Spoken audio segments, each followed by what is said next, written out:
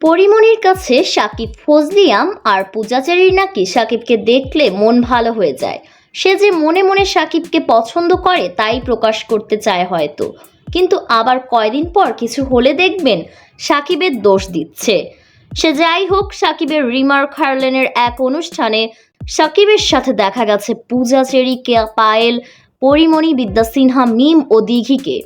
পরিমণি আপাত র্যাম্প অনুষ্ঠানে সাকিবকে নিয়ে কি যে টানাটানি করছিল, তাই এখন আবার করলো। অবশ্য তার তো কাজই এগুলো। অনুষ্ঠানে কিন্তু দিঘি, পূজাচেরি সহ বাকিরাও বক্তব্য রেখেছে। অনুষ্ঠানে সঞ্চালক পরিমণিকে বলে, আমি তোমাকে কয়েকজন নায়ক নায়িকার নাম বলবো, তাদেরকে তুমি বিভিন্ন সবজি বা ফলের সঙ্গে তুলনা করবে। এই প্রস্তাবে পরিমণি বলে, সবজি না না। এরপর দ্বিতীয় অপশনে ফল বেছে নেয় পরি। তারপর সঞ্চালক শাকিব খানের নাম বলেন, এতে পরিমণি বলেন আম, ফজলি আম।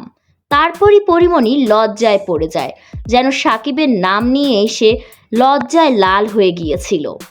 এরপর চিত্রনায়ক ফেরদৌসের নাম বললে তা শুনেই পরিমণি বলে, কি অদ্ভুত।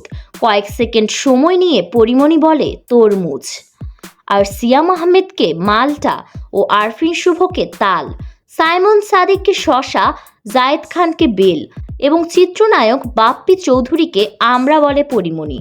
আমার মনে হয় জায়েদ খানকে বেল বলে ভালোই করেছে, দেখতে অনেকটা তেমনই জায়েদ খান। এরপর সঞ্চালক পরিমণির প্রাক্তন স্বামী শরীফুল রাজের নাম বলে, এতে পরিমণি মুচকি হাসে।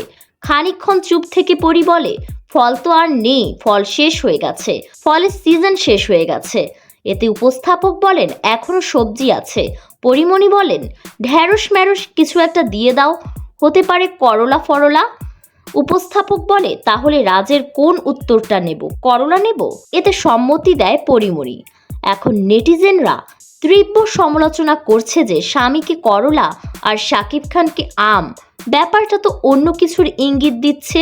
অনুষ্ঠানে সাকিব বলেন, আমরা একটা পরিবার, পরিবারের আপনজনের মতোই প্রান্তিক পর্যায়ের ক্ষুদ্র ও মাঝারি পর্যায়ের ব্যবসায়ীরা এই প্যাকেজের অংশ হচ্ছেন। এই ব্যবসায়ীরা যদি না থাকেন তাহলে তাদের পরিবারকে যেন চিন্তা করতে না হয়। দোকান কে খুলবে, ব্যবসা চলবে কিভাবে, তাই আমরা রিমার্ক আপনজন হয়েই তাদের পাশে দাঁড়াবো। এখানে সুপারস্টার এটাও বলে যে বিদেশি নায়িকারাও নাকি তার ব্র্যান্ডের মডেল হতে চায়।